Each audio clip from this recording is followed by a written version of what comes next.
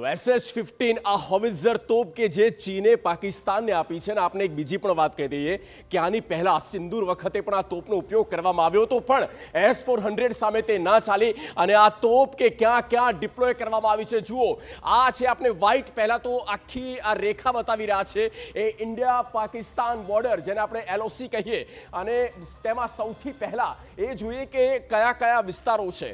ગુજરાવાલા જે પાકિસ્તાનમાં એ મથક આવેલું છે સાથે જલાલપુર જટ્ટા અને ત્રીજા નંબર પર છે આ બંને જગ્યા પર અને ત્રીજા નંબર પર છે સિયાલકોઠા જુઓ આ ત્રણ જગ્યા પર આ જે તોપ છે તે ડિપ્લોય કરવામાં આવી છે અને અંતર બિલકુલ ઓછું છે કારણ કે જમ્મુનો વિસ્તાર હોય કે પછી આ પઠાણકોટ હોય કે પછી અમૃતસર કેમ ન હોય આ ત્રણ જગ્યા બિલકુલ નજીક છે એટલા માટે ત્યાંથી સીધો